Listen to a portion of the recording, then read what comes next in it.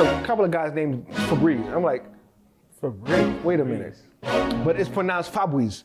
But it's not the spray, but it's a Haitian name, it's a French name. I ain't never met no Haitian name Fabrice.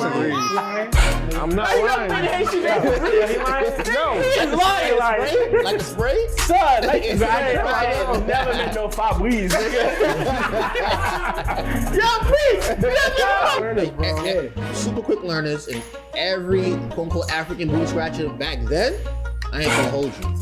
I see it on Instagram, everybody's super lit, they get into the bag, they make the super strides, and I sit back and go, wow, like, at one point in time, everybody really hated us. Now Africans is the thing now. Like, it's a point I'm making. You want to get in tune. You want to like, yo, I'm African too.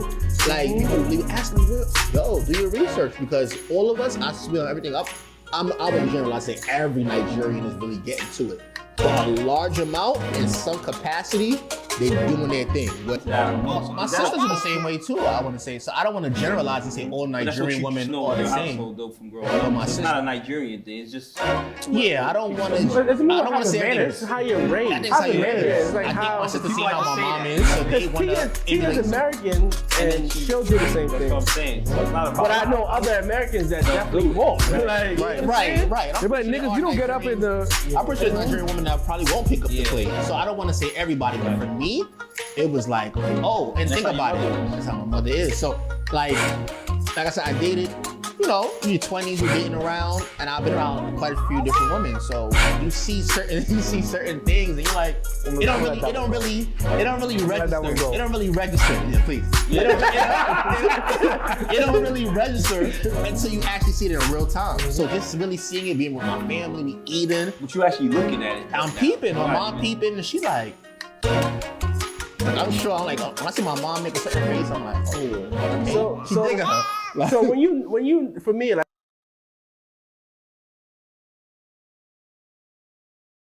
welcome back to another episode of Just Dad in the podcast. I go by the name of Chocolate Dad. It's your boy Saya, aka Saya. It's your boy Styles. It's your man 9-5. Welcome to another week of Just Dad in the podcast.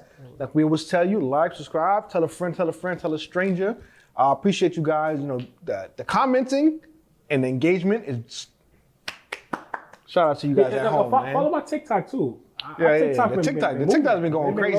And it be strangers. It ain't the followers on Instagram. Yeah, it's the strangers. I ain't gonna lie. I'm putting motherfuckers in the UK to hit.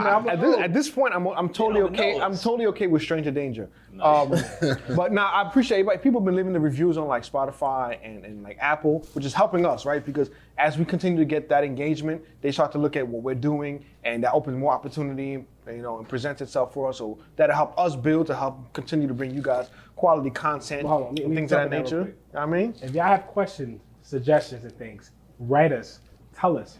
Cause I seen someone in the street, and they like, exact words, hey, I wanted to give y'all a suggestion, but I don't know how much I take it. Random? It's somebody I know, like a friend. I know this person, but it's like, tell us. We don't mind. We take the criticism. Slide to the DM. If somebody wants to talk about, do it. Cause I'm like, hey, go on the page and write us, or tell me right now, and I'll write it down, and I'll tell the guys we can talk about it. Don't be scared to write us. Slide in the DMs, email, whatever. You know what I mean? Some merch too, know what I mean? Yeah, write us. That part. We extra larges and mediums and large, so you just send it.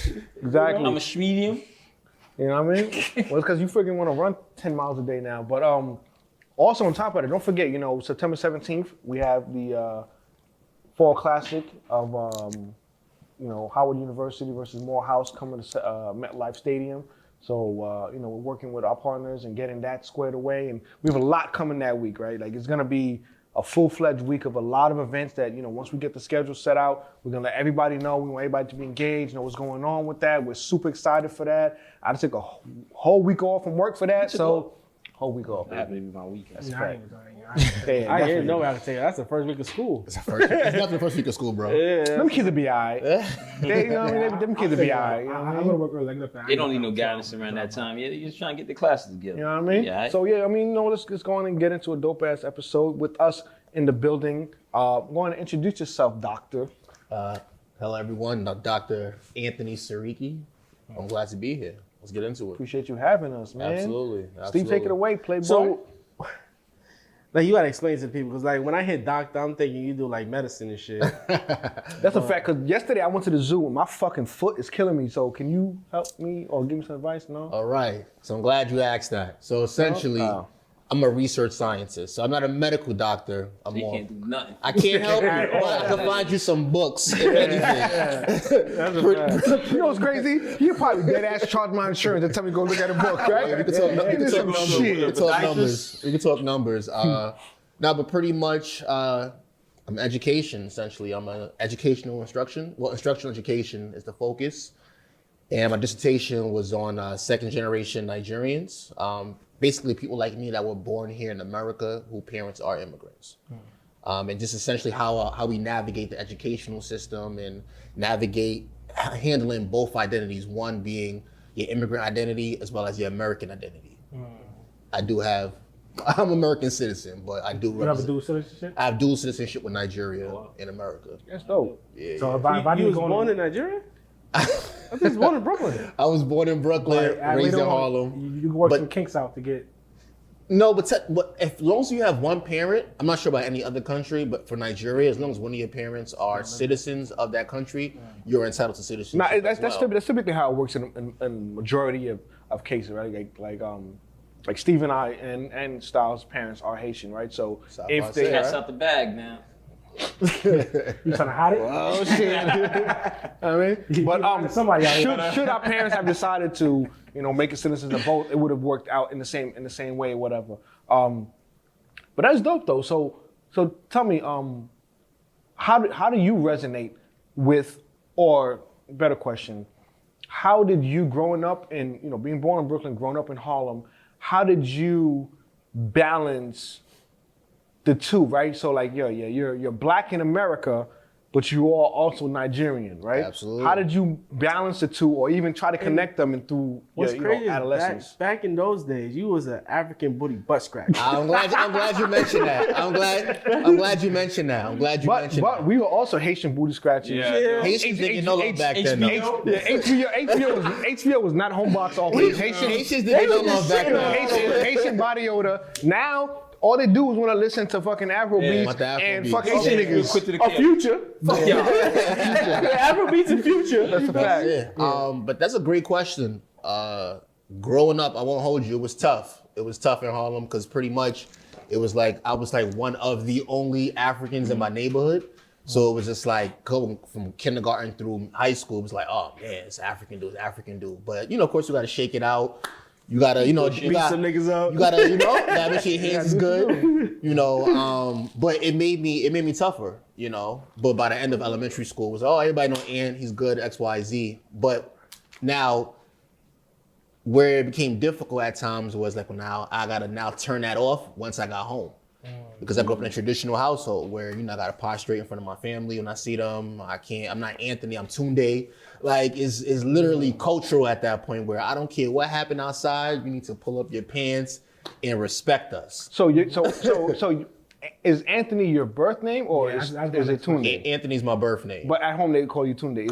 Is that It's my Nigerian cultural name. thing? then? Yeah. He Okay. probably got 15 names. I got about 20. Yeah. So, yeah. Haitian stuff about 5, but y'all keep it Explain how that going. works, like, cause I was in school, like middle school, with a young man that was African, and Okay. his name was different names, and even in school, like I was with him like twice for the year, both homerooms, and both years he had different names on attendance. And I was like, how you do that? like it was, full first and last name was totally different from the year before. I was like, how is that possible? Like, in the school system, I was confused. I don't know about nothing like that. Maybe it came in, they got it wrong, and then they Yeah, fixed probably it. fixed it. I don't know. Maybe they're like, every year we're gonna give the rest of the names a little chance. Yeah. So I don't know. But it depends, like, because you go back to Africa's cultural, right? That's where essentially most black people derive from.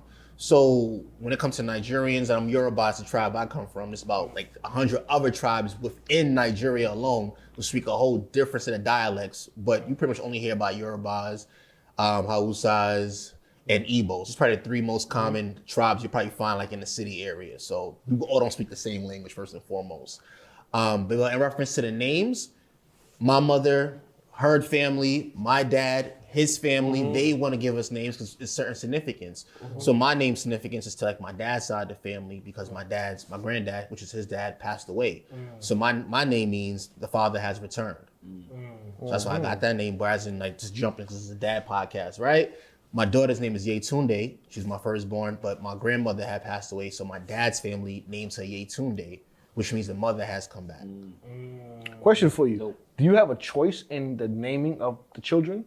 Yes, you As a picked parent? her first name. Yeah, we picked her American name. Her American name. Okay. But got then it. like our families, more so my dad's Okay. family, they gave the So names. I'm asking like, how that work, like in America, right? Because like when the birth certificate is you get the first name and it's hyphen with the family name, then the last name. I think it just depends on your particular family structure, but more so like my family unit, like my dad's family gave the Yoruba name, whereas in like even in America, like even my siblings, we all have English first names. My name is Anthony, my sister's name is Antonia, my other sister's name is Mary, but our middle names are Yoruba. So the middle name is Got it. Yeah.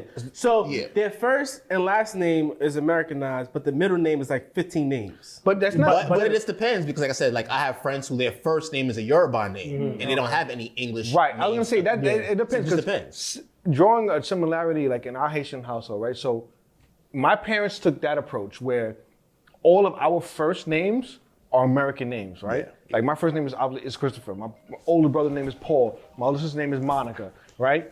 But my older sister, she didn't have a middle name. But our middle names were more geared toward our Haitian background. I don't You have know? no name, so I don't have one either. Gene?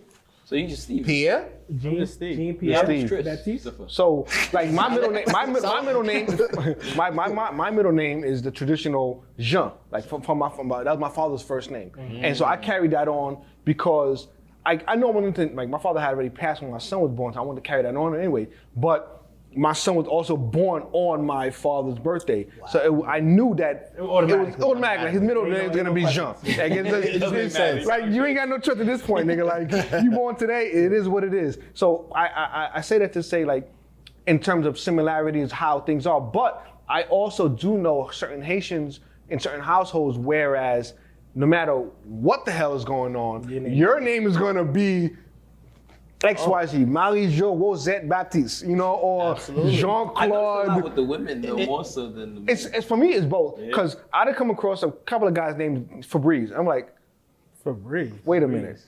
But it's pronounced Fabrice. But it's not the spray, but it's a Haitian name, it's a French name. I ain't never met no Haitian name listen. Fabrice. I'm not lying. Haitian name Fabrice? No. He's lying. Like a spray? Son, like It's I right. ain't never met no Fabrice. Yo, preach! Never. All right.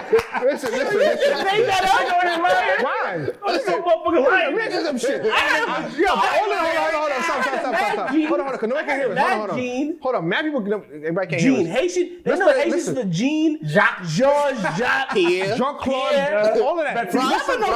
Listen to me. I promise you on everything. You go home and ask your parents, they're gonna know there's somebody for Breeze. Somebody do a Google search. I go with my sister right now. My sister had 2 kids in her school named that shit. Stop go outside of your shit. Yeah, I gotta call somebody. Nah, I don't Nah, listen. God, so this your lifeline. Somebody to call. Listen, of all the names, listen. Fabiola.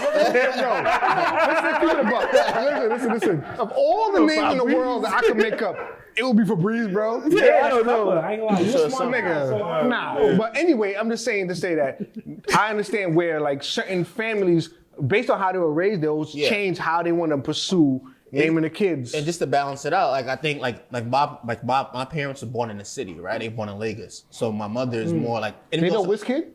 I'm just fucking with you. Possibly.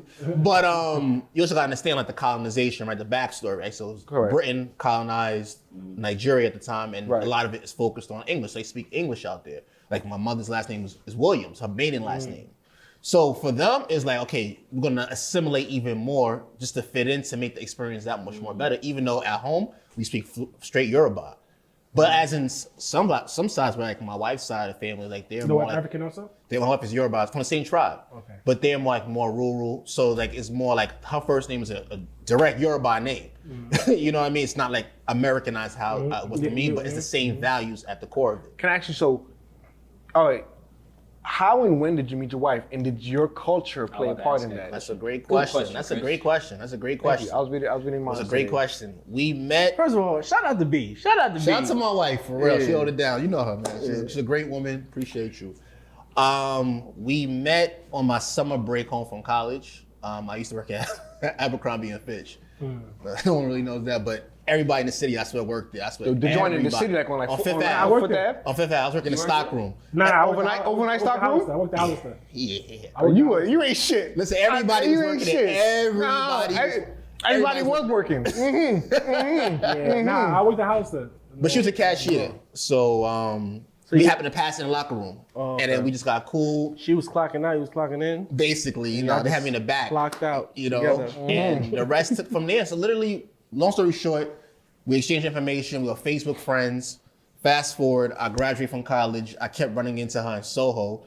Me being silly, I'm thinking I'm just running her being mixy. But she was working down at Top Shop they used to have down there? Top Shop? Yeah. We kept, and then at that point, it was like, okay, what's up? Like, I'm single, you single. Let's go out and figure this And out. let's figure this out. And Did your rest. backgrounds play anything into you guys' attractions and similarities in building? I think it made it much more easier, but now this is where it changes up. I'm Christian, her family is Muslim, right? So now that's a whole different conversation now. We get Correct. into Yeah. particular with like Nigerians, it's two different things. So it made it a little difficult at first because my mother's traditionally Catholic, her family Muslim, Ramadan, that's them. But naturally over time and being around each other, like our families. So as I like, One question at a time. I know, I I got know you. this is very I interesting.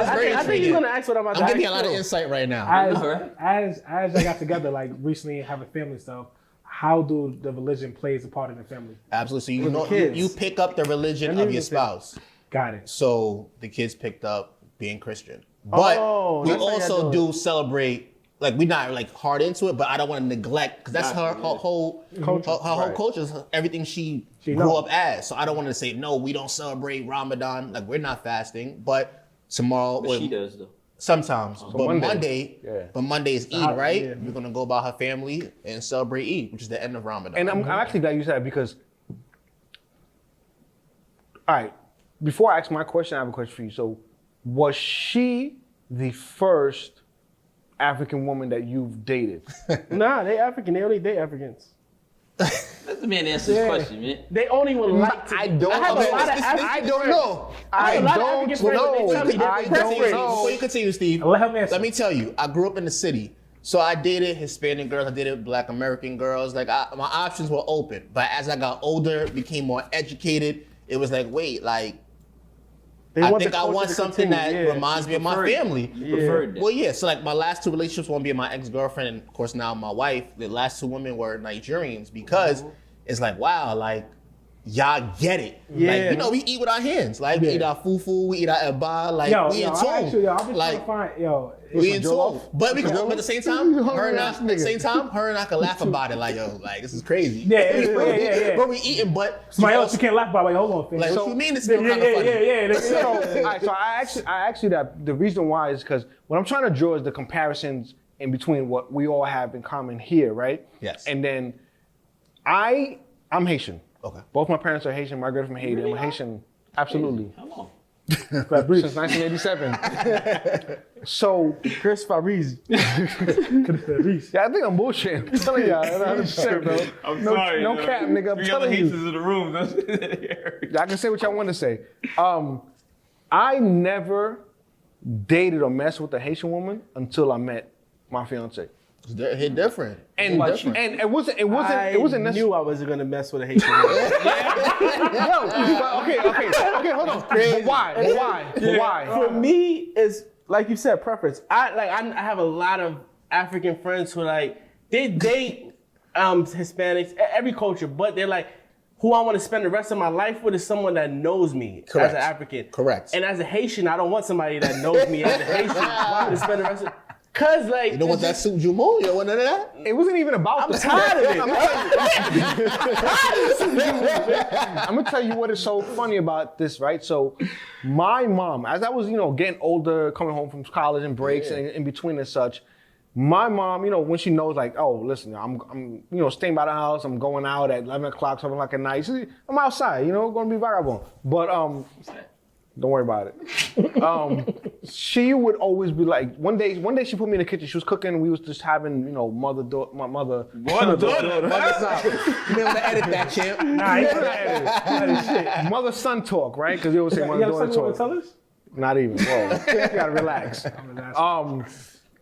We were having our conversations, and she was like, when you, as you start getting older, thinking about, settling down or whatever. She's like, I don't think you wanna, kind of gravitate towards like a Haitian woman. Obviously, and all of this She's trying to go the other way. Right. This is imagine this is all in Creole, so I'm just giving you guys the translated version of it all. And she was basically like, I don't think you want to get with a Haitian woman because of seeing how I was and the way that I maneuver in life and the characteristics that I portrayed to her in her eyes. She was a lot more of like, this is not really gonna be for you because a lot of Haitian women have certain things the way that they're groomed to be. Correct. She's like, that's not really gonna fit for you. So I never took it. I'm gonna go try to find a Haitian girl or whatever. And the very first girl in my entire life that's Haitian is who I'm gonna be marrying and have kids with. But know what's crazy about that whole thing? That's so good, and like a mother and son relationship growing up, that she didn't force it on you, and she understood her son and said, "Hey, but you my son," because mothers know their child more than you know yourself. Absolutely. So growing in, she probably seen like, that he can't fit that lifestyle. And crazy at the time, I thought about it as like. I didn't look at it that way. I looked at it as like, why the fuck are you telling me this shit? Because it's like, I would imagine, women, be on the side. Most women want their kids or their sons to marry like their mothers or somebody like their mom to take care of them or whatever. And then I got to thinking like, so then what does that say about my dad or whatever? But it's a whole different right. But as similar as me and my father are, inversely, he and I are very direct opposites on a lot of things. Like he and I would meet in the middle, but a lot of things that how he is and how he was raised is the exact opposite of how I am. And so that's why I was asking that question, like, is it something that's purposely encouraged? No. Because from us, it wasn't necessarily pushed upon. I don't know, Steve or you guys. My mom, she was cool whoever I brought to the house. My mom, she was no more. push on the My mom was more like, Anthony, whoever you love, I'm gonna support, But I know my mom, and in the back of her mind, I know she wanted me to be with someone that at least has similar characteristics. And I say that only because, like I said, I dated like spectrums, right? But my wife, you know my wife, right? She's like a female version of me, like just super cool, down to earth, but has like that traditional Nigerian aspect to her. Whereas I'm not gonna say all women, like I'm not gonna just bottle them all up, but my wife, like she's okay with picking up a plate, going to the sink, washing it, I just get back to the basketball game. Like, it's not like, go pick that up yourself and take it. You know what I mean? It's just like, it's something that she was bred with. So it's not like forced upon. So it was very easy, Whereas, and of course, I'm not going to sit here and let her pick up stuff, like, but that aspect of her was like, wow, like, you remind me of my mom in certain ways where you want to take care of me. You want to make sure I'm good. Like, you want to make sure I'm happy. And I think which is very important, is you want to find somebody who wants to see you win more than themselves. I think that a lot of times people are like, nah, like we both got it, which of course my wife is a nurse, but it's like you want to see, like, now Anthony, I want you to win. Oh, you like, doctor Sheena, y'all lit. I want you. We going to your house for the barbecue. Like, I was in my own doctorate, like Monday nights, like get up for work, I went straight to my classes. Like, but she like, Anthony, don't worry about it. I'm gonna watch the kids, I get up for work, When you come back, boom. But as I got deeper into the program, of course, like the real work-life balance come in where it's not like, all right, before I can get back to my work, then put the kids down, make sure they settle. Right. They fall asleep. I'm back up at 11 o'clock. I'll fall asleep, putting them down. She'll wake me up. Hey, Anthony, you gotta get back to writing. I'm like, damn. That's something. No, because that's something we didn't get into, and that's why he said your kids. Yeah. Right. You did your. Well, I know. Right. They don't know. We're in grad school together, people. Yeah. So we went to grad school together. But wait on, before the kids, your question part two. Yeah, sure. I mean, it's really in line. It's like, is that a cultural thing of like the way you were saying, like, oh, she get the plate and put it in the sink? It's how you raised. I think it's how you were raised. The one selling point for me, beyond anything, and her and I laugh about it to this day, was literally we were at my house, my parents' house. Was eating. I put the plate in the sink. went back to chill. My mom would wash dishes, you know. She got up, went to the kitchen, washed the plates. She made the eba, which is fufu essentially. And in my mind, I'm like, it's a game changer. Like, you really went to the kitchen to make some food for everybody. Wow. Okay. This is different. Because I asked of my naiveness, because you know, people tend to have a habit of saying, you know, people love saying like, oh, people in this country do this and people come, but you don't even know. You just assuming because you know that one person that does it. I go into that, I don't know. So my sisters are the same way too, I want to say. So I don't want to generalize and say all Nigerian women are the same. Though, from growing up. But my it's not a Nigerian thing, it's just I don't want to. It's more I don't want to say manners. It's how you're raised. I think it's how you're raised. It's like I think how my sister seen people how like my to say mom that, is, you so know? they want to Tia's emulate. American, And then and she'll do the same That's thing. what I'm saying. So it's not about. But I know other Americans that Don't definitely do it. won't. Right. Like, you know what I'm saying? Right. They're like, niggas, you don't get up in the. I'm pretty sure there's Nigerian women that probably won't pick up the Yeah, plate. So I don't want to say everybody, but for me, it was like, and that's think how your about mother it. was. That's how my mother is. So like I said, I dated. You know, in your 20s, you're dating around, and I've been around quite a few different women. So you see certain things, and you're like, it don't really register. It don't really register. Yeah, please. It don't really register until you actually see it in real time. So just really seeing it, being with my family, me eating. But you actually looking at it. I'm peeping. My mom peeping, and she like I'm sure. I'm like, when I see my mom make a certain face, I'm like, okay. She digging her. Like, So when you, for me, like, is when you know, because we live in a Haitian household, us three. So I know my mom's personality. That's probably why I never even wanted to be with a Haitian to begin with. So like I told Tia from the get, like, this is how my mom is. When you come in, you say hello. Because some Americans are not. Yeah, they're not used to Right now, that. you Used to that. You gotta give. You gotta give all 60,000 of them a kiss. it's a respecting. It's a Say respecting. hello. See, you about to say, no. It's a respecting. You're used to coming in and saying hello, but they want you to hug and kiss them. I'm not used to that. No. You know what I'm You used gotta to. say hi to everybody. Now, I'm not gonna hold you. Let me tell you. All right. I ain't gonna hold you. Now I'm talking for my Americans out there. Right? All right, what's the word? The way I was raised, right? It's about how you're raised and your having manners and mannerism, right? Okay. So how I was raised is respect. Yes. You come in someone's house, you say hello, you speak, right? A big thing amongst my mother, my aunts and them too. I walk in my own house, I don't say hi to her. She would say, Yeah, you walk in. Yeah. No, she say the saying. Hello. No. She goes, hi, I slept with you last night? That's what they be saying. My parents Did I sleep with you last night? I'm like, nah, that's not ew. Like, no.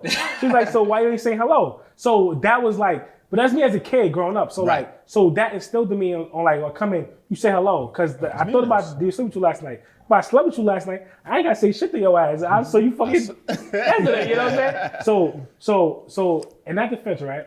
How I was raised in manners, right? You walk in the house, have proper etiquette, right? Yes. You say hello. You speak. If it's someone, like, especially if somebody parents or something, you want to greet them with words and physical touch. Shake, a handshake, a hug. Yeah. And you got to catch, and then from the mother catch the vibe, a little kiss in the cheek, shit. You got to just catch that. That's you. No. But a lot of Americans are not. Wait, hold on. Let him finish. Hold on, stop. A lot of Americans are not raised like Hold that. on. I'm gonna go further. Even my mom is big on respect. If you come to anybody's house, you take your hat off. Fair. It's straight up. Don't give a fuck what kind of you got on your head.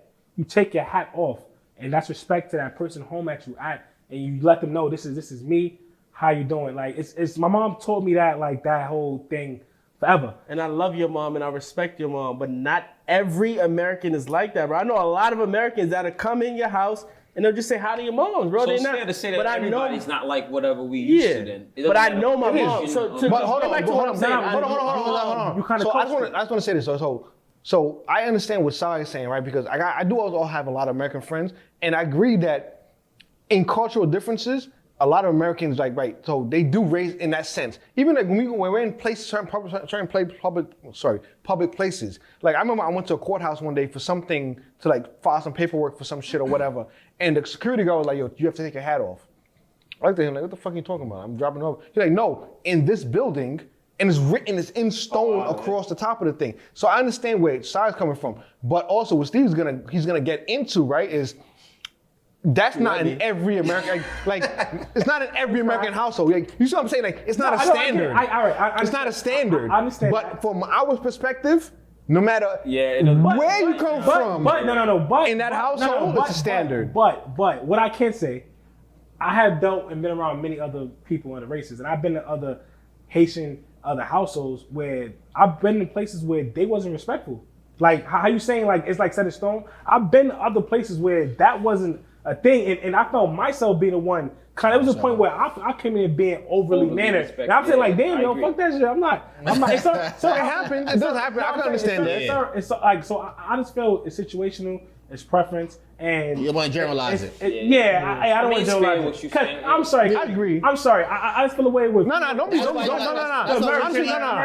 Truthfully, don't be sorry. Don't be sorry because you got to speak on it because it's us now also seeing a different perspective of it because what we've seen, like I can speak for myself. Traditionally, what I've seen is I get it. Like women that I've dated who were just Americanized. Right, I walk into their house and I want to go like say, obviously the person whose home it is, embrace them, their mom or whatever. Hey, how you doing? Or whatever.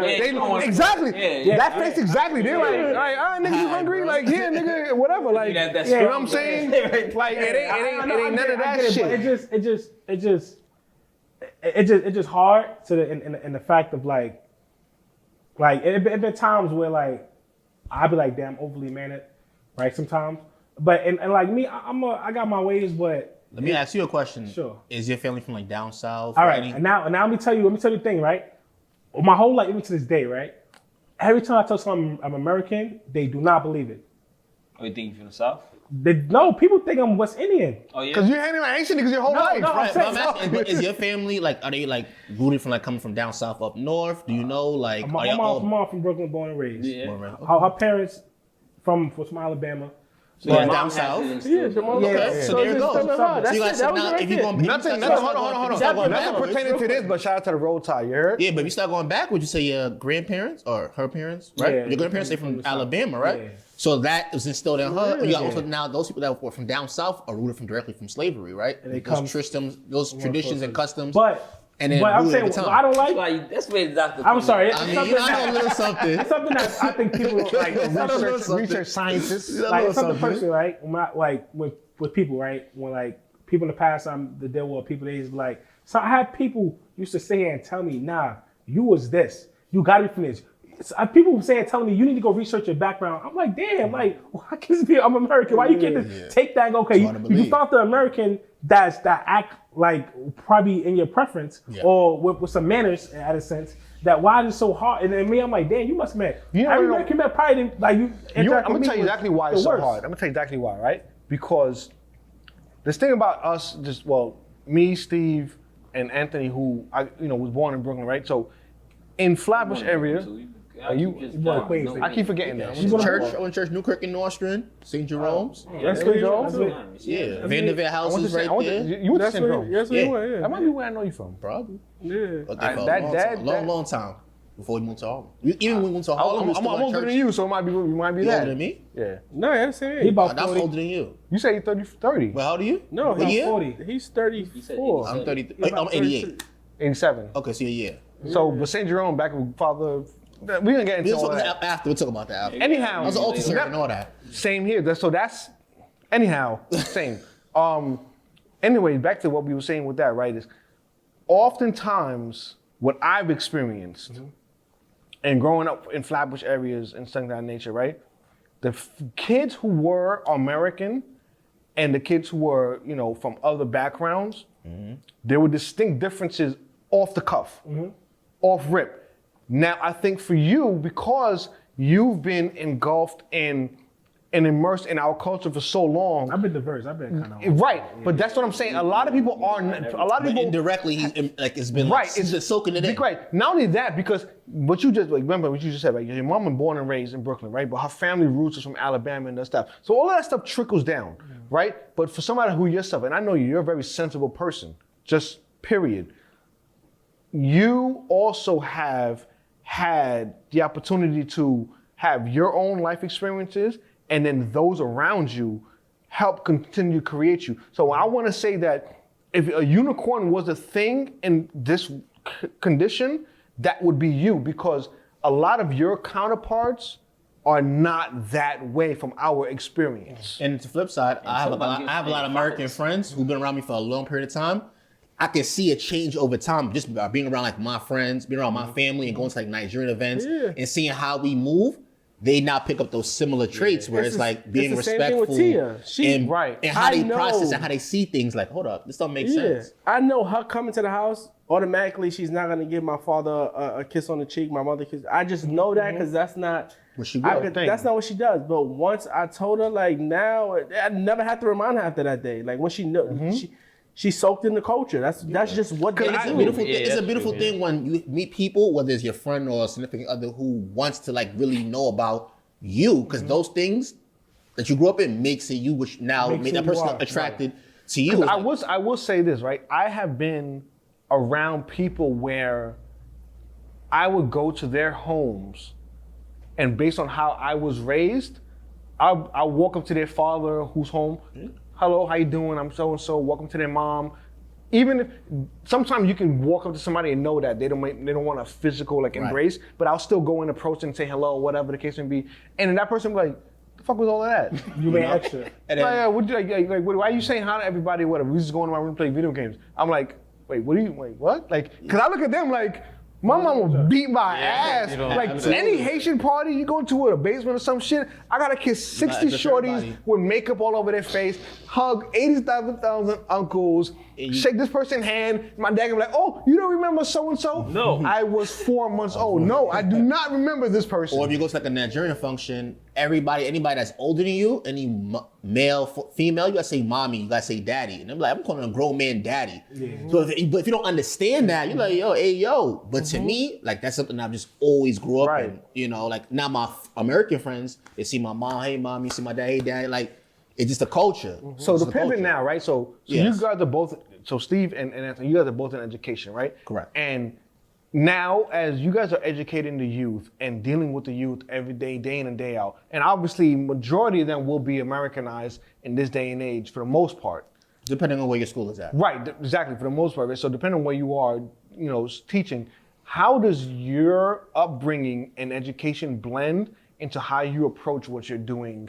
Absolutely. Moving forward. I think for me, work isn't work. Like when I told to the young boys, like I work on Staten Island. I work in like a predominantly West African neighborhoods. Most of the kids are from Liberia. In Staten Island? Surprisingly. For real? Wait a minute. Yeah, that's a whole nother thing. Because I know it's better for the commute, but wait a minute. Yeah, I live in Jersey. Wait a minute. You have who, where?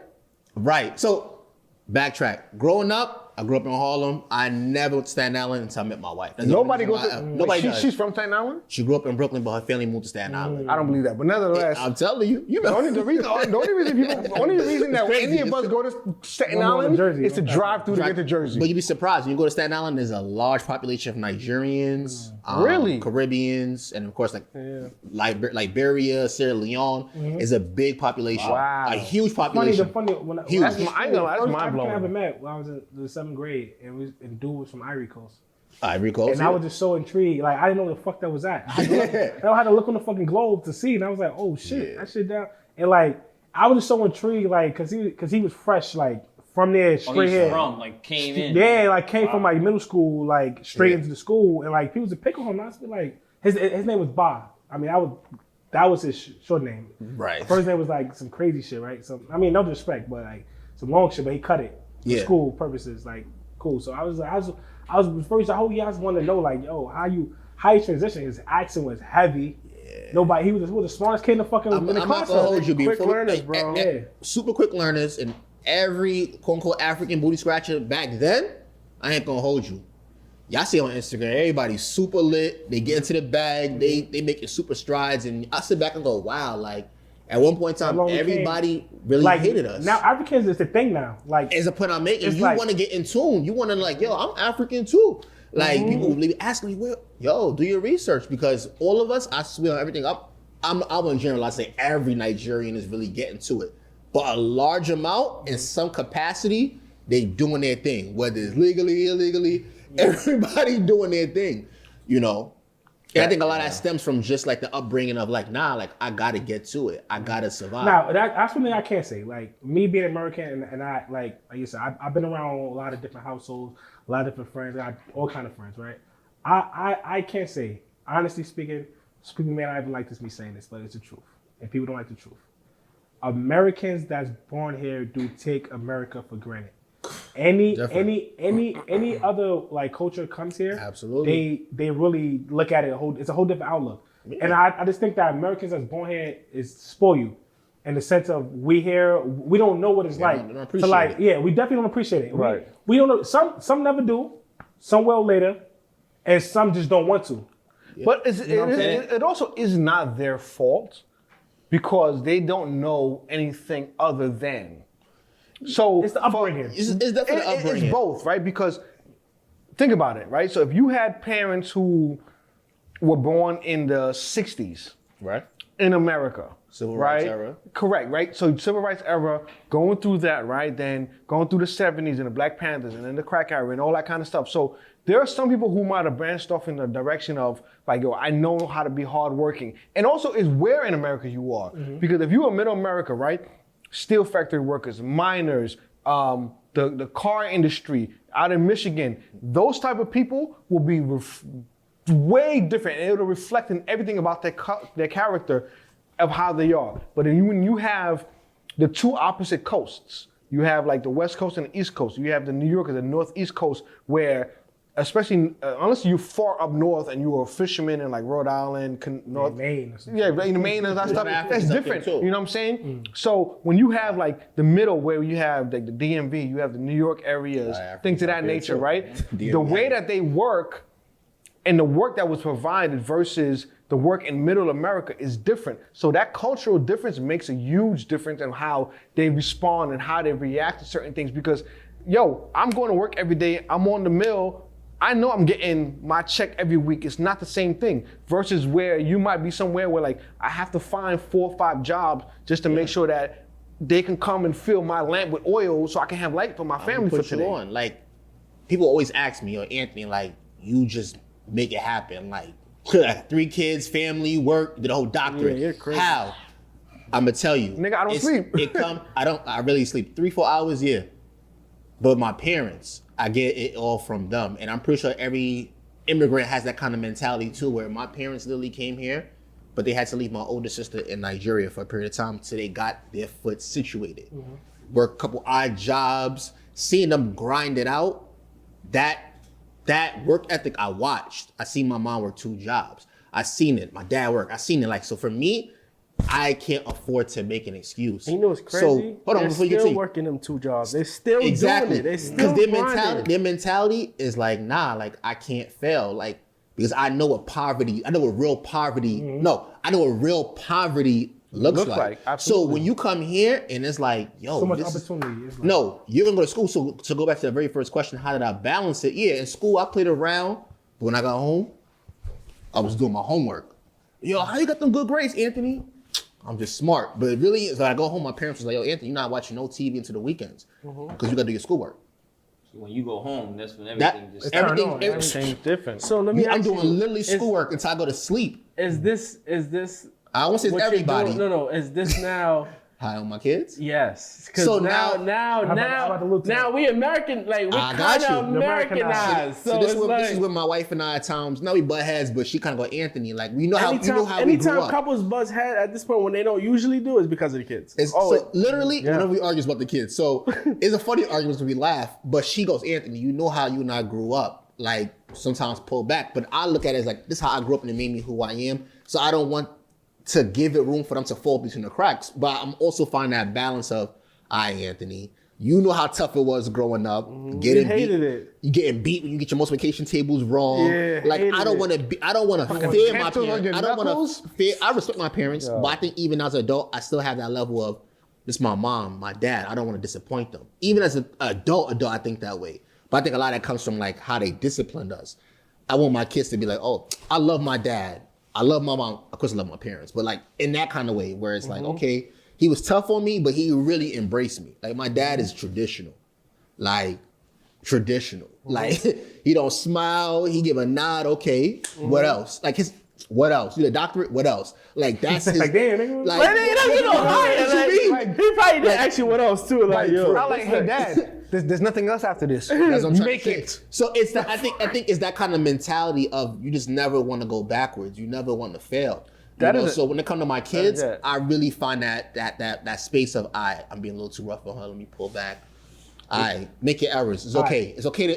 For me. I was scared to make mistakes. I don't want my kids to be afraid to make mistakes. That was me growing up. I never wanted to fail. I was scared. I didn't want to fail. My daughter is okay. Next problem. Let's do it. Styles got a question. Go ahead. I'm sorry, bro. I mean, it's not necessarily a question. It's pretty good, is what she said. Because it's just like not too long ago, some dude, I was listening to him say something. He's just like, "Oh, we so intent on giving our kids what we didn't have, instead of being mindful of why we are who we are today." Because the only reason you're able to give your kid what you didn't have is because you're better than whatever the situation was. So, yeah, I mean, I get it. You gotta probably pull back, but you can't be beating your kid's ass like that now. And I just had that conversation too. Like, They might need it. These little but you know what's so weird is tough. And the rules have changed too. You know what's crazy? People that be scared. You can pluck them though. ACS can't get called for plucking them. No, but I think anything with the face. But what's crazy is that the people who are afraid of ACS is the people who are trying to be good parents. A lot of times, that's a great point. The part that people who aren't afraid of ACS is the people that be. That's a great point. And ACS don't take them kids. That's a great But then point. we sitting there saying, yo, you worry about a pluck, and you worry about, even a simple thing they get spoiled, they bump their head like, oh damn, the school's gonna call me right now because it did. But you didn't do nothing. Like you literally just kids are being kids. You gotta be careful now. Like this is something nobody ever knew. I was in an ACS situation, like coming up, and it was just weird though. It wasn't like abuse and not like that type shit. It was just at a point it was in between like households and like it was like a situation like that. It was probably educational neglect. Sounds about You right. probably wasn't going to school as often, and that's What is that? So I have this one student right now who, like, I speak to his mom. He basically ran away. He just left. They feeling themselves. They're like 15, 16 now, feeling themselves. So he left, stole some shit from her, just left, and now he's just staying with friends, and he won't come to school. Yeah. So now when they don't come to school, now it's like it's on the parent. It's on the parent because that's your responsibility. So now when you call ACS, they call them for education neglect. Like if the kid is not coming to school, so they're supposed to be in school. Yeah, you're the guardian. And you're supposed to make sure they're in school. So I know her case. I know he left. I know he's stealing from her. He'll come in and then take something and then not come back for weeks or so. So like I'm not like me, the person I am. I cannot call I can't bring myself to call ACS because I know it's not her fault. But he's doing what he wants. Because you're mandated reporter. Nah, I'm not. I'm not gonna call ACS. Somebody else will call ACS. I'm not. I don't feel right because I speak to her every day. Yeah. There's parents out there that don't know where their kid is, don't care where their kid is. Now that's different. You understand? Like you're not trying. She reached out to the cops. She's trying to get help. So she's doing everything she could. So now why am I gonna hit you with an ACS case? Yeah, my situation. It was somebody else outside. They didn't know what's going on. Didn't know what's going on. That's what it sounded like. And I hit it. The buildings right there, fucking Bedford and like Fulton, like Herkimer or some shit. We just go down there. And it was like to me, it was fucking weird. So I'm saying like, fuck, I'm doing what I'm doing here. Because like, you know your mom's ain't doing like that. Why? You don't feel mistreated. It was weird because and you got to do it until like they feel it's okay and to prove it. And you might do that shit for like months at a time. You gotta make that call. And it's mandatory. And it's like, I was going down there, I was like, same shit. Did it help though? I ain't do nothing. Damn. Sometimes it does help though. Sometimes sometimes you really gotta make that call. Put them in their P's and Q's. Maybe straighten up. I'm saying, maybe it helped indirectly. To me, I didn't feel because it was no reason. It was never enough. I was going to school. I was this. But it just life was hitting this. Nah, I know what it was. Like, I was getting a little deep, fucking, a little personal. Like me coming up, the way I grew up is not regular, right? My mom was in and out of jail periods of time in my life, like elementary, middle school type shit. You know what I'm saying? So like at that point, I had to man up and do things. Like I remember like me being a young man lying about my age, could go put money, comments on other books, like type shit. Like you know what I'm saying? So it's a little different. You know what I'm saying? So like being with that, outside to see that and like. And like, yo, what's going on over there? Like, he's growing up too fast. Yeah, this kid is not, you know what I'm saying? But all the reality in the back end, regardless of what I was dealing with, my mother being out of jail, incarcerated and stuff like that, I still went to school. I still did what I had to do. I still did that. Like, I still managed to juggle all of this stuff. Being that, like, I'm still dealing with that. Like, I was the only person my mother was incarcerated that, like, I was reliable.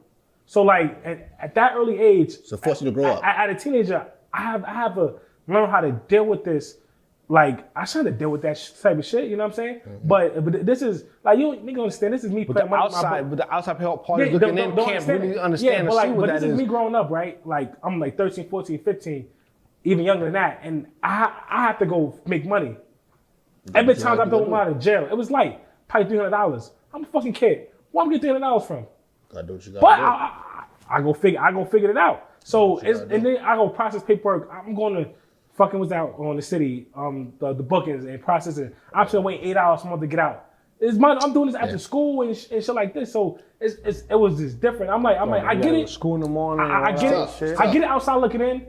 People, other parents like, oh, what the fuck? That's not normal. Inside out, but end of the day, you're not in my world. You don't live in this world. And also growing up, I've been a good student, numbers wise on paper. I hear what you're saying, but like when my guidance counselor had, that phone call probably slowed down everything and helped. Hold on, no. You know what I'm thinking is? I'm a firm believer, mind your fucking business. But I'm also in the space too, as a guidance counselor, you can't take that position because you just don't know, and you never want to be that. What if I didn't call? So what I think if? both of he you, looks like he's handling it, both, but that what if is always in my mind. Yeah, I mean, hold on. All right. With both of you, because I would care. I'm like, yo, nah. With both of you, Let me say this one last thing. Overall, the ACS thing, like I'm not mad at it. I don't care for it. As an adult now, I understand why it happened. Even then, I wasn't mad at it. I just felt like where I was going, like this is dumb. But I wasn't mad at it. I'm gonna do it, but whatever. It's just unnecessary. Yeah. Two things, right? So with the ACS thing, I think a lot of time what happens is they just kick in the door or want to come in, take the child before understanding the full stuff. Pause. No. Pause. The process is a lot longer than that. To be honest. Okay, we don't know. Okay, I'm gonna give you a whole process. Right. I don't know. Okay, I'm gonna give you a quick step people who don't know, because I work in the school too. You call it in, they take information, depending on the severity, they're gonna come out that same day. Wellness check. Okay, now the case is open. Now you and that parent gotta figure out a schedule because they're gonna try to figure out, okay, now big brother's watching you.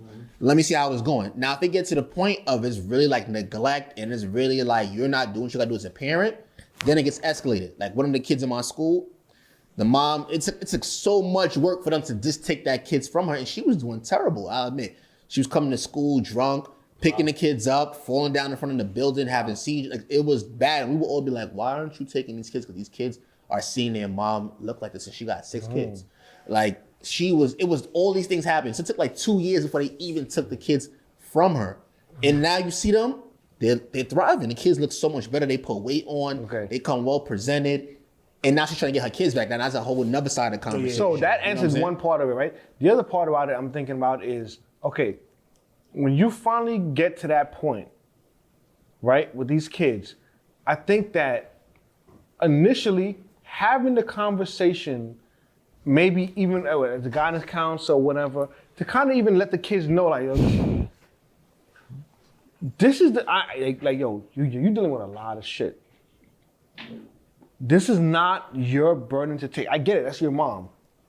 You feel you have to protect your mother. Yeah. But you shouldn't be in a position this is what's happening, right? Continue having that conversation, and I don't know whether it's with psychology or with whatever it is, but giving not just the parent, but the child the tools to try to figure out how to work this out. Because at the end of the day, if my mom was dealing with a situation like that at 14, 15 years old, can't nobody tell me shit. I'm gonna fucking take care of my mom's.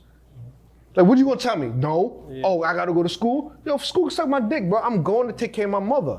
But having the conversation or having a resource available, talk to the kid and be like, yo, listen, I know you wanna take care of your mom. I know that she's your number one. But you being the one to do it is not what it is. Mm-hmm. We gotta figure out a way to do that. But I don't think a conversation ever being had. I think the conversation is like, yo, you meet me down on Fulton and Bedford, we gotta go to the office and take care of this shit. Yeah. And he's like, what the fuck am I doing here? I gotta take care of my mom. So the kids is like, either you all the way wrong or you all the way right. And I feel like there's not enough conversation between this that be going on. ACS worker came to school today. My biggest thing, the only thing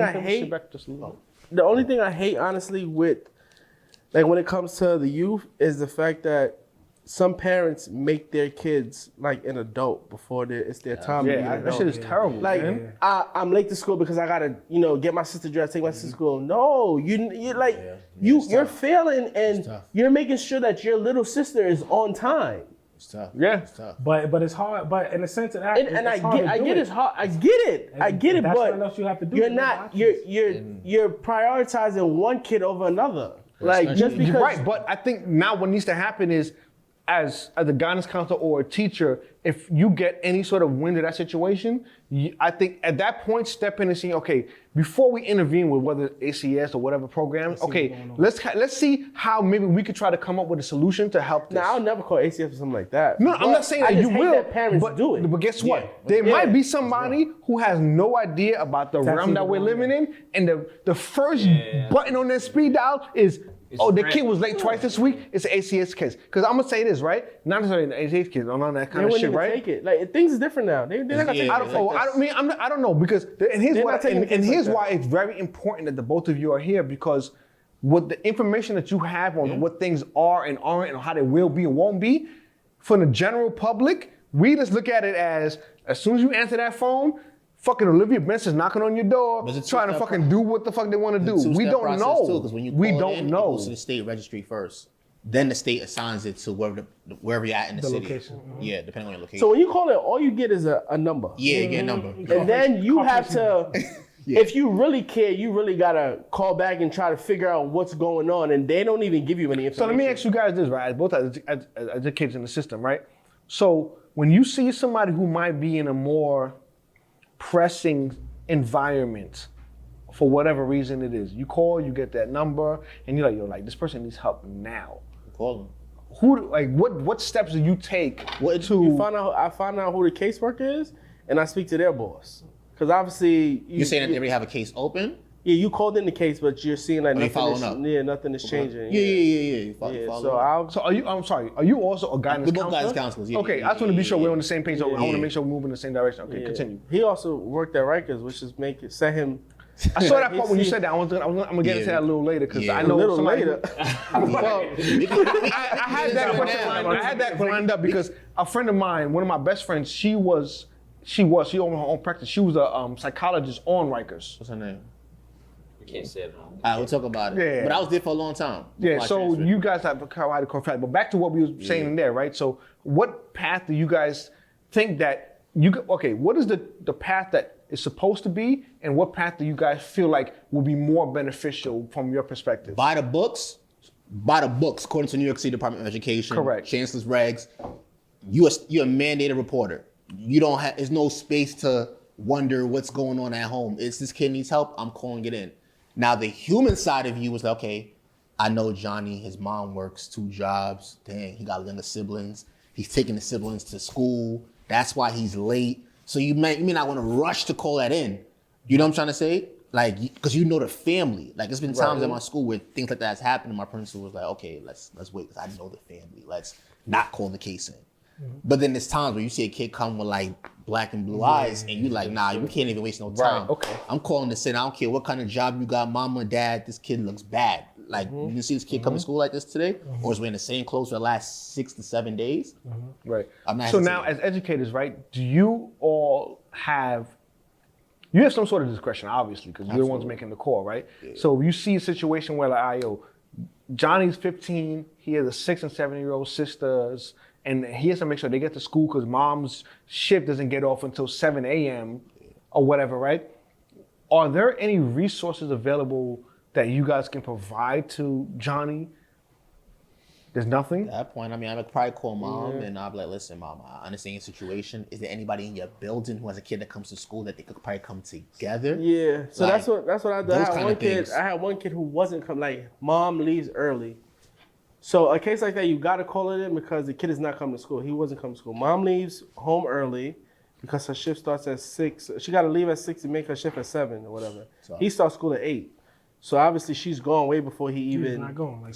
So she'll call, make sure he's up and everything. He'll say he's up, and then never leaves the crib. He just go back to sleep. Wow. Yeah. So a situation like that, that's an ACS case. Yes. Is 8 the earliest that the school starts, period? Each building has different times. Each building has They may have I'm different just asking- services. Mine is I'm 8:03. Mine is 8:03. But like I explained to her, the building is open at 6:30. That's what I'm asking. So maybe, hey, listen, I know But his school class staff may starts not at be 8. there. Yeah, there's no School staff may not The be there. building's open. That means school safety day. The principal may come in at 7. Right. So it depends on the Because building maybe that it might you're be a in. situation like, all right, listen, But now the kid We can wanna get do it. that. Yeah, the gonna kid be might not want to. Yeah. Now I'm I'm like- 15, 16. I know. I Listen. School at The- 7 o'clock. my- And think about it, he's in my goal like a middle is- of an elementary. No kid because can the come in fact early. is that at the end of the day, we're all parents, right? Right. And my goal is to try to encourage a conversation where like we can get as many options on the table until we're completely exhausted. That as parents we can give to the other parents who have kids that's before we now have to intervene. So what I You know did, saying? what I did I was that going to say worked- that just now, brother. You What gotta I have the did, yeah, village. that's what I said. What I did that worked is I asked her, like, does she have any family members? She said, yes, I have a sister. I said, let him stay with your sister. She's home at that time. being. Your sister can make sure he's out the door, Right. and you won't have to worry about it. So that's or what she even did. bring them to school. Yeah, Whatever At it 50, is, 60, no right. one's trying to bring a kid to school. That's a fact. Like, you old enough to get on the bus, train, or whatever you got to do. But at the same time too, if he's not old enough to decide to get up and go So leave his- the house, his then issue was elementary. he didn't want, no one's there to make sure he's out the house. So it's like, yo, fuck it. he's not one of those kids who I'm out the house, I'm just gonna go somewhere else. He's Nah, out it's the like, house, he's gonna I'm go out, to I'm school. gonna go to school. You still a kid. Yeah. Like let's not like 15, 16, there's no you're still a authority. kid. Like you still need some guidance. You still need somebody to say, "Ah, yo, wake up." now are there also like psych services available? Not necessarily like a kid needs a psychologist, but like, okay, you said like this kid is 15 and like if once he's out the door, he's gonna go to school. But there might be some kids that you might need to like have a conversation with them or evaluate them. Like, yo, listen, even if he's outside the door, he's not gonna make his way to I school. think there's you so know? much services out there that no one ever thought about a pickup service. Like someone who's getting paid to pick up these kids to make sure they go to school. So outside of like the regular school bus system, Yeah, like outside of outside of regular school bus services. because you know, there's always these after school programs, there's these big brothers, these mentors. There's no program where some like I'm a parent that I gotta go, start I this gotta shit. be Fuck working. that. I'm not getting up to get Let's go nobody's ahead and kids. start that. Maybe that's Listen, what. honestly, pick you up. guys are all the DOE, right? Yeah. Government. That might be a conversation to have. Like, hey, That's- listen, I mean, that's a good We have nonprofit. people that are Nonprofit. X, Y, and Z Great because nonprofit. my lady And Becca, Uber. shout out to her, right? So the other day she went to the post office, which is right by our house, and on the way back, she stopped at Naya's old daycare center. So Naya stopped going there from the time of like age like 6 or 7. But what they were doing now is because those kids who were 6 or 7 at that age, they're all turning 16 this year. Okay. So the ones who are already 16, they sent out like emails or letters like, hey, listen, you guys are gonna be 16 for the summer. I know, sometimes Summer you youth? want to hey, fine. come work and be counselors with us. That's fire. Because we know these kids. We help groom these kids. Come help us, work with that or whatever. Now I won't be 16 till September, but we spoke to them like, hey, listen, they say, yo, we're gonna try to figure something out or whatever. But just the thought process of that, saying, hey, listen, let's reach back out. Because that's I feel good. like what happens is now you circle that continuously Always. through the community. So these kids who are 6, in 10 years, they'll be 16, they continue to provide that same sort of service, that same sort of education, that same sort of help that continues to foster through the community. I'm sure some programs out there are have similar aspects. I think at the times just finding those resources or being knowledgeable about it. A lot of times Right. we don't have the information or the willingness to figure out, or to even just simply ask, Mr. Steve, like, can you help you find these resources? Mr. Anthony, you know what I mean? Those kind of things. I think the bigger part of what you're just saying, and I wholeheartedly agree, is allowing them to have the ability to know that they can ask that. Absolutely. Because I think a lot of times children or even parents are like, yo, one misstep and it's ACS case, it's a this, that, or whatever. But them not even understanding like, here, like, yo, if I reach out to Mr. Remy, if I reach out to Dr. Anthony, maybe I can see if I could help something out or whatever. Because let's be honest, a lot of the kids whose parents is 13, 14 years old is in our peer group. So they're gonna react to the way that we react to information. I'm older than one of my kids' parents. I'm like, wait, what? How is this even possible? Crazy. Anything possible. I mean, Crazy. as a doctor, I'm quite sure you know how it's possible. Well, but yeah, nevertheless, but I'm just like, it's just, yeah, it's but I feel like what's happening is a lot of times the way that information is being discerned is old school.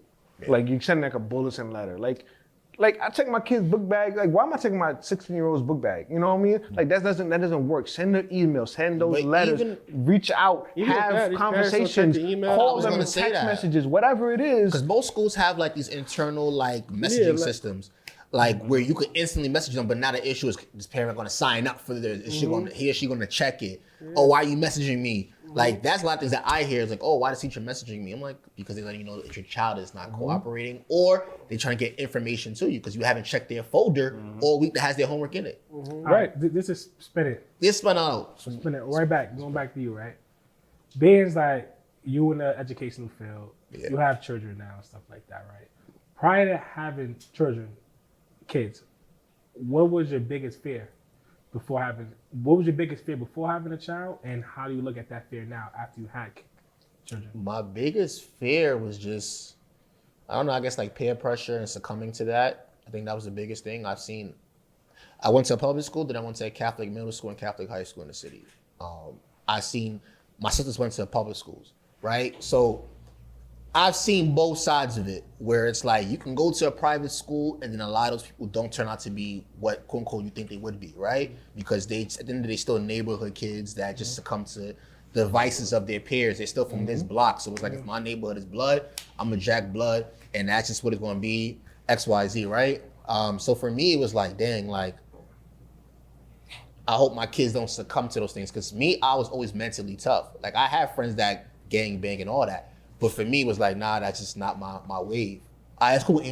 You'll go to school. But we are in a gang though, believe it or not. Oh, we in a fraternity. Shout out to Cap. That's The biggest game in America. That's a big You know gang what I'm in the saying? world. But that's not to knock them, but the point is like, I know people that is in gangs and doing great things, and the people that's in gangs that's not doing great things, right?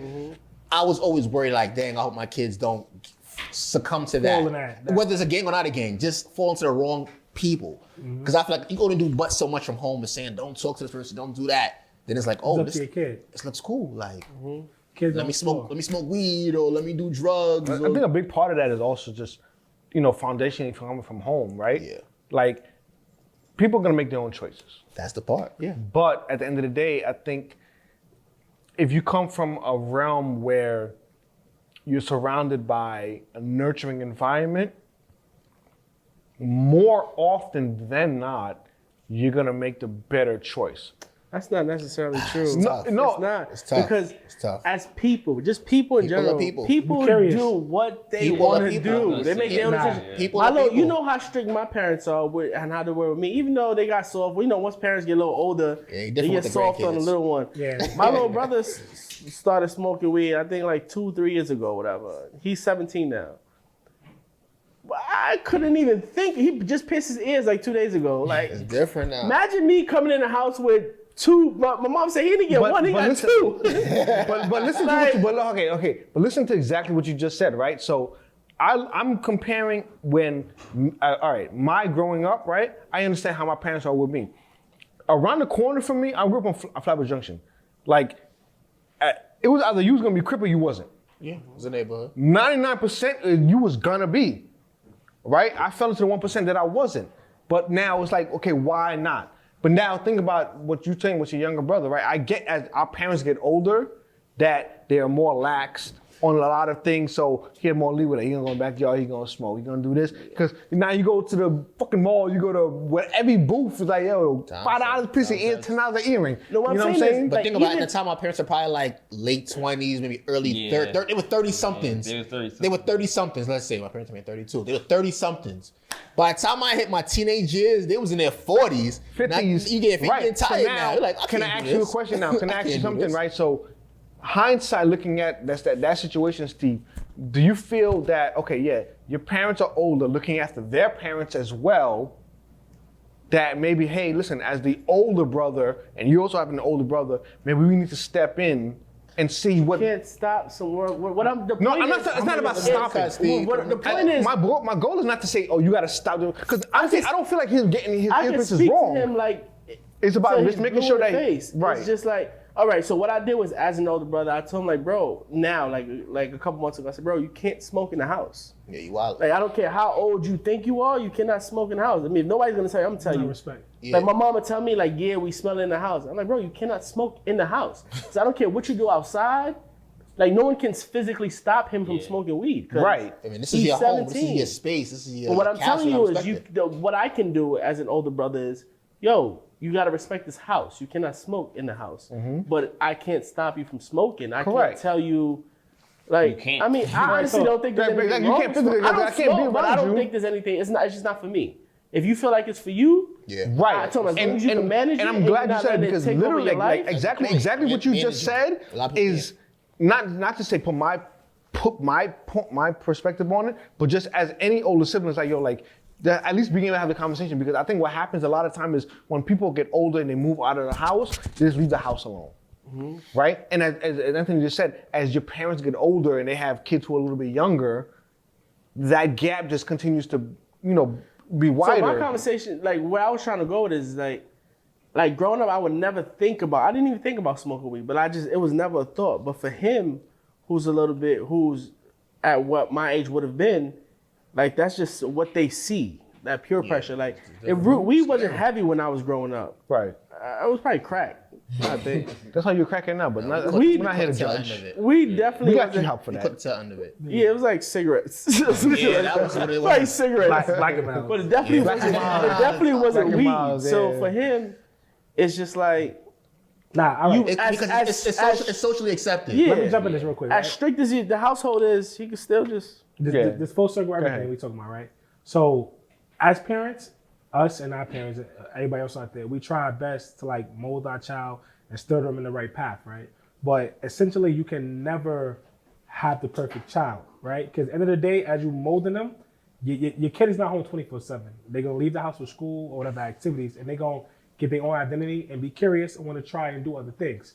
So at a point, as a tough parenting, I would call it, you gotta let them go out there and experience those things and do it. Are they gonna like it or they not? It's hard. It's tough. It's tough. It's definitely tough. it's tough. But now they do something and they like it now, and there's a bad habit. You gotta step in and go, listen, I don't think that's not right for you. So let me try to help alter that, right? But regardless of how you brought them up, because you could bring them up. Yeah. Like it's somebody I know have a friend.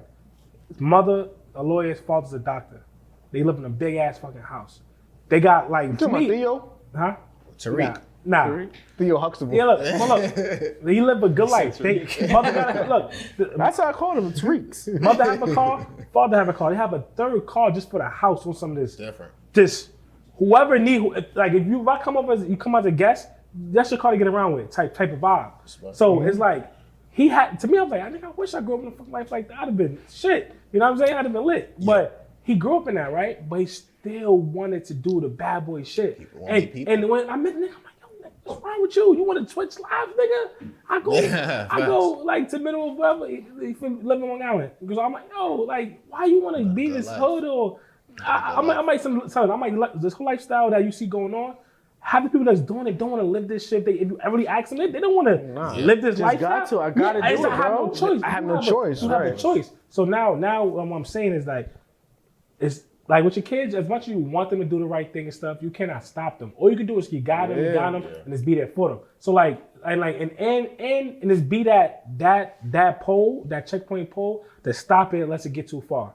You know what I'm saying? You got to know when to intervene and go, yo, it's a dub. You shut it down. You're doing rehab. You're doing this. You coming back home. We're gonna rehabilitate you ourselves and do stuff like that. So that's why I feel it's hard to raise kids because you never know the identity or the direction your kid's gonna go. And that's always to me even now with my child. Like you never know until it happens. It's like it's a big mystery that you're not gonna know, and you hope that it's just hard. Not to cut you off, but it's like not being able to control certain things. Yes. Like that's that part, right? Like I can control getting you to school. You little right now. I can take you to school. I'm gonna pick you up. I know we're gonna go to Chuck E. Cheese. We're gonna go to the play gym. We're gonna do all these fun kid things. But once the kid gets older, now it's like, okay, mom, dad, I'm gonna see you. You don't see them until like now they going to school themselves. Now they coming back by themselves. You don't know what they doing now. At least when we were growing up, at least for me, by the time I got to high school, the only really messaging thing around was the Sconex and maybe instant messaging. Like that was the two in MySpace. That was it. And by the time I went to college, that first year, We had AOL, Facebook, AOL, right? Those were the things, right? Now it's so many different platforms that your mind is only left to just wonder. Nah, like this world now it's is like crazy. Like You just, now, you just social don't know. media, I'm scared. I ain't gonna lie. I can You just don't I know. realize what it is. Like even listening to you guys, not even the most important, but the reality is, people, kids, whatever, we gonna just do whatever we want to do. Yeah. Choices. If you can raise your kid, whatever like that, but the most important is giving them the right tools. It's the same thing. Like you get in your car is gonna break down. You just don't know when. But then the worst thing to have is not have a jack in the trunk. So then the reality is like, yo, you drive your car, it's gonna drive, whatever like that. You can't tell your kid how to drive fast. You can't tell how to drive. He's gonna have his own skill on how But he. That's back when Now Bob said, like episodes ago, when you with Naya, you like, I'm just giving you all of the tools what you that's need. the most So important. when the time come, I'm begging on you to make the conscious right decision in those moments. And I'm gonna tell you, and that's all that That's you got all ever you can asked do. for. I'm so glad you said that, right? Because, and what you guys were mentioning in terms of school, right? So, in December, I switched positions at work, and there are times where like Jack's, he has to be picked up by 5 o'clock, right? So, my thing is like, yo, I gotta be out of work, get on the train, come home, be able to get home, go pick him up. There are times where I gotta ask Nia, say, hey, listen, I need you to go pick him up. At 15 years old, it's like, that's not her responsibility. But I know that we've raised her right enough that like, she can go 5 minutes of the day, get her brother back home, keep him for 15 minutes before I get off the train and go take care of him. But that's all about what we instill on. You know what I'm saying? And like what you just mentioned, to wrap this up, like, and also you said, like, the best we can do as parents is be there for our children. Absolutely. Listen, whatever happens, even before the toolbox, whatever happens, I want that you can come to us to help you as best we can, and then also giving them the best tools possible. Like, and not only because now you can give them the best tools, but guess what? If I give somebody who never used a Hilti or a drill before, they ain't gonna fucking know what the fuck to do. I want you to know how to use these tools, how to use this drill, how to use this light, how to measure shit. You know what I'm saying? How to use a lever. A tool if you don't know how to use But it. that's So what you comes to gotta- us. That's That's why- why we're literally the middle generation, essentially, right? Where we know what our parents did, and now we're like, okay, now what worked for them, what didn't work for them. Absolutely. Let me try to do let me remix it up a little bit, because I feel like I'm a version of my parents. Just with a little more swag, a little more like 100%. That's exactly how I do look at today. it. More money, you know.